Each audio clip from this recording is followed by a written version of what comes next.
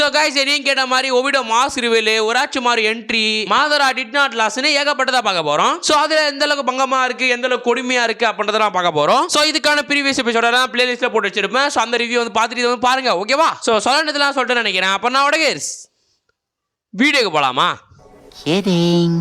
So 340 அப்படின்ற episode முழுக்க வந்து ரீஅனிமேட் நோக்கியே அமைஞ்சிருக்கும் அப்படின்னு தான் சொல்லணும். ஸோ அந்த விஷயத்திலுமே தமிழ் டெப்பர்ஸ் பாராட்டியே ஆகணும். ஏன்னா வந்து ஐ திங்க் சொல்றது அத்தனை பேர் ரீஅனிமேட் ஆகும்போது வாய்ஸ் கோளாறுகள் இருக்குமா நினைச்சேன். பட் ஸ்டில் பரவாயில்ல, நல்லா பண்ணி வச்சிருந்தானுங்க. அது நல்லாவும் இருந்துச்சு. அப்படி இல்லை.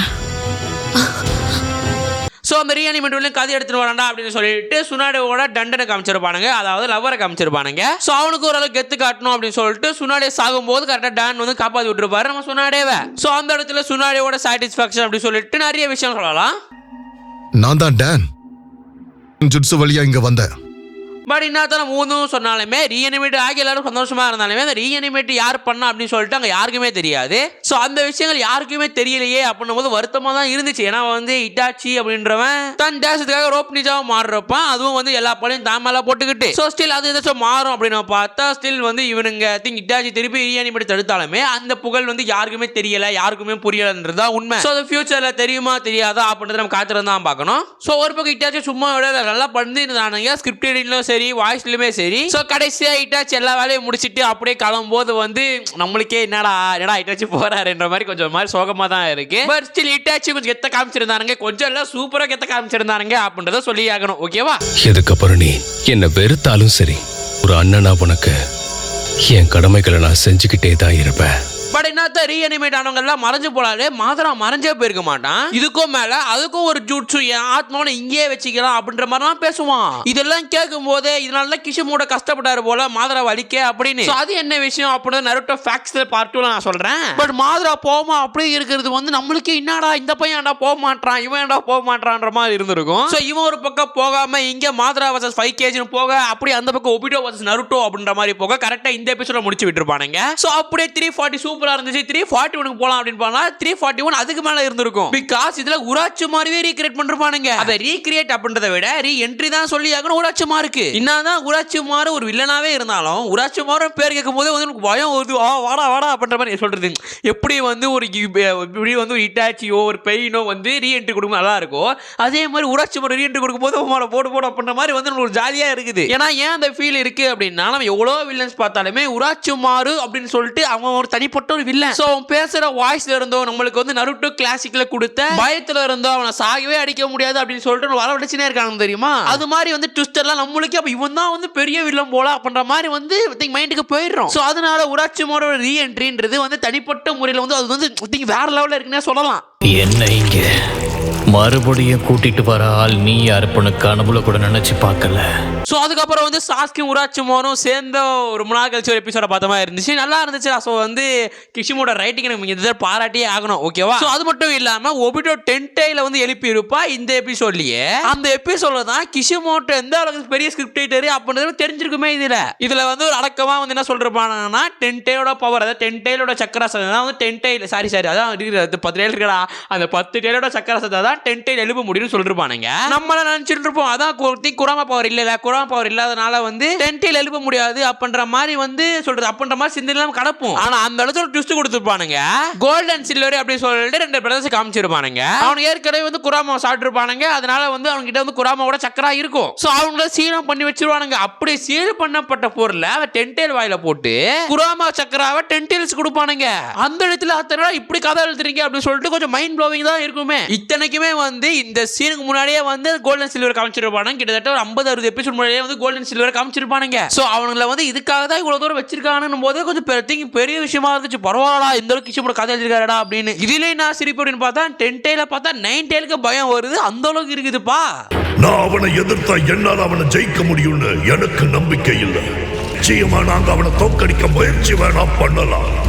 சோ இது மாதிரி சீசன் சூப்பரா இருந்துச்சுன்னு சொல்லலாம். சோ ஓகே, குராமாவே கொஞ்சம் பயம் இருக்கு, பயங்கரமா தான் இருக்க போகுது அப்படின்ற மாதிரி தோணுச்சு. சோ அது மட்டும் இல்லாம 342 எபிசோடு போனோம் அப்படின்னா நருட்டோட பாஸ்ட் டென்ஸ் காமிச்சிருப்பானுங்க. ஸ்டில் ஓகே, நல்லா தான் இருந்துச்சு. ஐ திங்க் வந்து மினாட்டோ குஷினாவை பார்க்கும்போது யாருக்கு தான் பிடிக்காது. சோ ஸ்டில் பண்ணாத படிச்சதானுங்க. அது மட்டும் இல்லாம காய்க்கும் ஒபிட்டோக்கும் ஒரு சண்டை வரும். அந்த சண்டை நீங்க பாத்தீங்க அப்படின்னா அது வந்து திங்க் வந்து வேற லெவல்ல இருந்திருக்கும். அது வந்து ஒரு திங்க் சொல்றது ஒரு 10 செகண்ட் 20 செகண்ட் சண்டையா தான் இருந்திருக்கும். ஆனா அந்த ஃபைட்ல காயம் அடி வாங்கியிருக்க மாட்டான், ஒபிட்டோ அடி வாங்கியிருக்க மாட்டான். ஏன் ஒபிட்டோக்கே கொஞ்சம் விளையாட்டு காமிச்சிருப்பான்னு சொல்லலாம். காய் சோ அந்த அளவுக்கு காய் வந்து ஒரு கொஞ்சம் ஃபைட் பண்ணிருப்பான்னு சொல்லலாம். சோ அதுக்கப்புறம் வந்து எப்படியோ கக்காஷிக்கு ஐப்பே கொடுக்க ஆரம்பிச்சுட்டானுங்க. ஏன்னா வந்து இன்னாத்தோட 10 எபிசோடோ 15 எபிசோடோ 20 எபிசோடா பார்த்திருந்தாலுமே ஜாபுசா அட்டாக் அப்புறம் வந்து கக்காஷிக்கு வந்து அவ்வளோ பெரிய இதுனா தரல. உடனே கிளாசிக் நருட்டோ ஜாபுசா போயிடாதீங்க. இப்போ அடிச்சு வந்து ஜாபுசாவோட ஸ்வாட் வாங்கிருப்பான்ல. சோ அதுக்கப்புறம் கிட்டத்தட்ட 30-40 எபிசோடா கழிச்சு வந்து நம்ம கக்காஷிக்கு இப்பதான் வந்து ஐப்பே தரானுங்க. அதுவும் வந்து ஒபிட்டோ மாஸ்க்ல அடி அடிச்சவன் கக்காஷி தான் அப்படின்றத ஞாபகம் வச்சுக்கோங்க. ஓகேவா? சோ அவன் மாஸ்க்லயே வந்து குணம் எடுத்து அடிச்சு அது எப்படி அடிச்சது, திருப்பி எப்படி அடிக்கணும், எப்படி அவனை அடிக்க முடியும், எப்படி அழிக்க முடியும்னு கண்டுபிடிச்சோம் ஒரே ஆளா கக்காஷி மட்டும் தான். சோ அந்த விஷயத்தை வந்து கிஷிமோட்டோ நல்லா கொடுத்துருக்காரு கக்காஷிக்கு. சோ இந்த விஷயத்துல கக்காஷியோட வாய்ஸுமே சூப்பர். கக்காஷி வாய்ஸ் அடுத்த எபிசோட்ல பேசுறேன். பட் ஸ்டோரியில இருக்கிற கிஷிமோட்டோ ரேட்டிங் ஸ்டோரியில இருக்கிற கக்காஷியோட சீன்ஸ் எல்லாம் ஒர்த்தா இருந்துச்சு. சோ பக்காவே இருந்துச்சு நான் சொல்லுவேன்.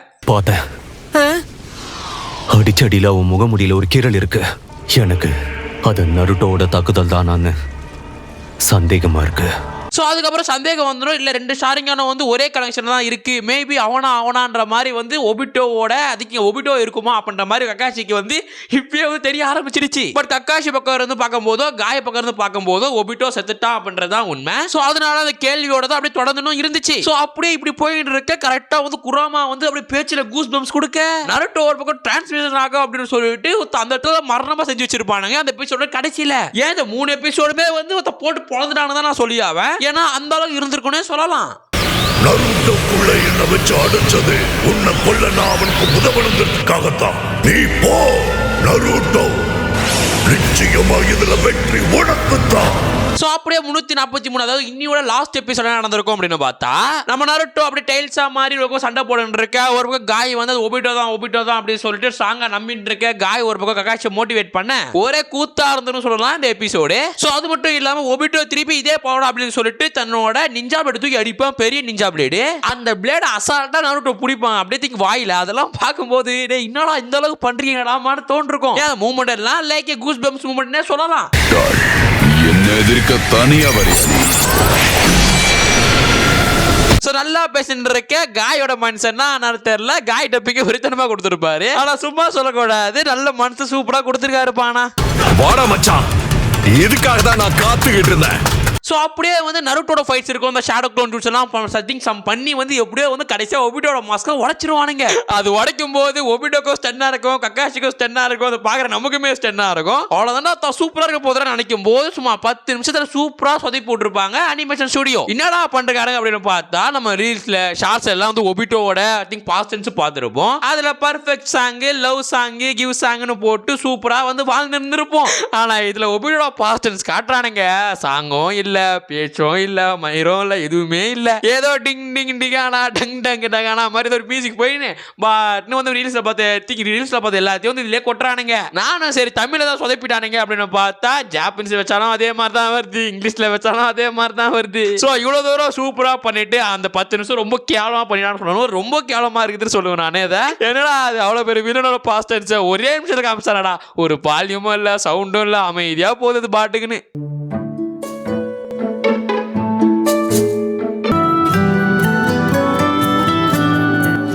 அப்படியே வந்து இதுல கொஞ்சம் வாய்ஸ் கொடுத்துருப்பாங்க. அதாவது 10 நிமிஷம் கழிச்சு தான் ஒபிட்டோட வாய்ஸே வந்திருக்கும் இந்த எபிசோட்ல. ஒபிட்டோட வாய்ஸ் மட்டும் இல்ல, மினாட்டோ, கக்காஷி எல்லா வாய்ஸுமே. சோ அதுல ஒபிட்டோட வாய்ஸ் நல்லாவே தெரிஞ்சிருக்கும். பென்டன் வாய்ஸ் மாதிரி இருந்திருக்கும். ரகுவரனா கொடுத்திருக்காரு அப்படின்றது தெரிஞ்சு போச்சு. ஓகேவா? சோ அதுல பத்தி மாற்றம் இல்ல. பட் அப்படியே அந்த இடத்துல ஒபிட்டோ சாக அப்படியே வந்து சொல்றது நம்ம ஒபிட்டோட முகத்தை காமிச்சிருப்பானுங்க. அதாவது பிரசன்ட்ல இருக்கிற ஒபிட்டோட முகத்தை காமிச்சிருப்பானுங்க.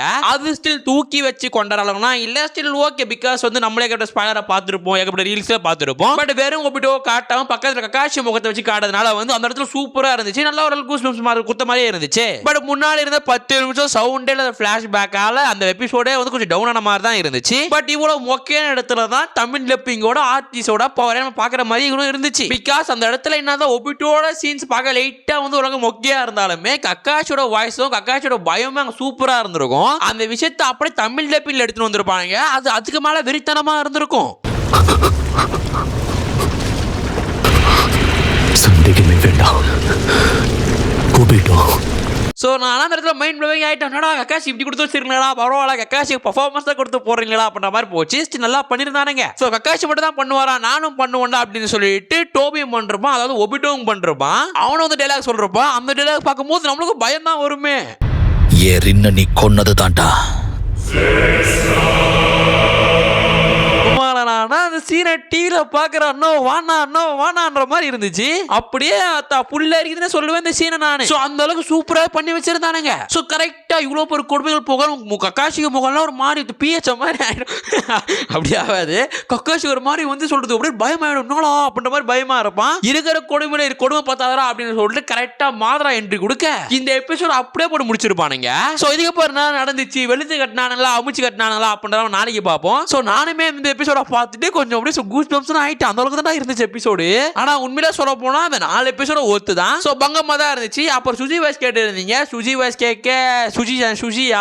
கேட்க வந்து இளமை வயசு கொடுக்குது போல அங்கிள் வயசு. ஸோ சன்ஃப்ளவர் கொடுமை தான் இருக்கு. ஸோ உங்களுக்கு எப்படி தோணுதோ அதே மாதிரி தான் எனக்குமே தோணுது. ஸோ அதை பற்றி நான் பேச விரும்பல. இது நல்ல நீங்கள் வந்து நல்ல எபிசோட் நடுவில் இது கேவலமான விஷயத்தை நான் பேச விரும்பல. ஸோ இனி இதை பற்றி நீங்கள் என்ன சொல்றீங்க அப்படின்றத கமெண்ட் செக்ஷன் சொல்லுங்க. ஸோ அடுத்த ஒரு நல்ல சந்திப்போம். சொல்றதெல்லாம் சொல்ல நினைக்கிறேன். அப்புறம் நான் கடையை சத்தலாமா?